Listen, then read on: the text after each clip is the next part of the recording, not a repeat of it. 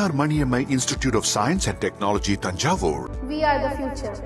இந்தியாவில் ஜூன் 30ஆம் தேதி முதல் பொதுமக்கள் பயன்படுத்தி வரும் காகித ரூபாய் நோட்டுகள் செல்லாது என்றும் அதற்கு பதிலாக RBI பிளாஸ்டிக் ரூபாய் நோட்டுகளை அறிமுகம் செய்யும் என்றும் சமூக ஊடக தளங்களில் தகவல்கள் பரவி வருவதால் பாமர மக்கள் குழப்பத்தில் ஆழ்ந்துள்ளனர். 2016ஆம் ஆண்டு மோடி அரசு நாட்டில் பண மதிப்பிழப்பு நடவடிக்கையின் ஒரு பகுதியாக 500 மற்றும் 1000 ரூபாய் நோட்டுகளை செல்லாது என அறிவித்த நிலையில் புதிய நோட்டுகள் புழக்கத்தில் உள்ளன.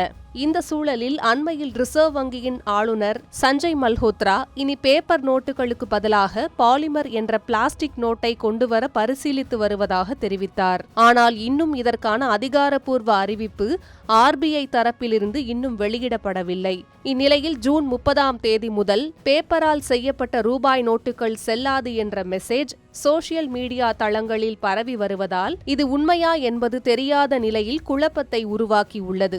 இந்நிலையில் சமூக ஊடக தளங்களில் பரவி வரும் இத்தகைய தகவல்களை முற்றிலும் வதந்தி என பிரஸ் இன்ஃபர்மேஷன் பியூரோ கூறியுள்ளது. PIB என்பது அரசு செய்தி நிறுவனம் ஆகும். ஜூன் 30ஆம் தேதிக்குள் பிளாஸ்டிக் ரூபாய் நோட்டுகளை அறிமுகம் செய்து பேப்பர் ரூபாய் நோட்டுகளை மாற்றுவதற்கான எந்த திட்டமும் அதிகாரப்பூர்வமாக அறிவிக்கப்படவில்லை என PIB தெரிவித்துள்ளது. எனவே மக்கள் யாரும் வதந்திகளை நம்ப வேண்டாம் என்பதற்காக PIB தங்களுடைய அதிகாரப்பூர்வ X தளத்தில் ஒரு போஸ்டையும் பதிவிட்டிருக்கிறது.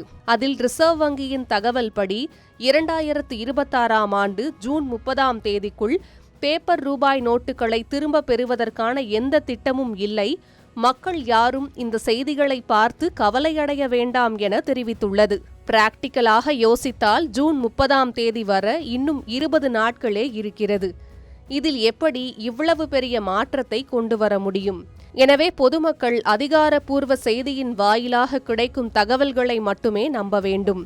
அதேபோல தவறான தகவல்களுடன் மக்களை திசை திருப்பும் பதிவுகளை பரப்புவதோ அல்லது பகிர்வதோ கூடாது என வலியுறுத்தப்பட்டுள்ளது.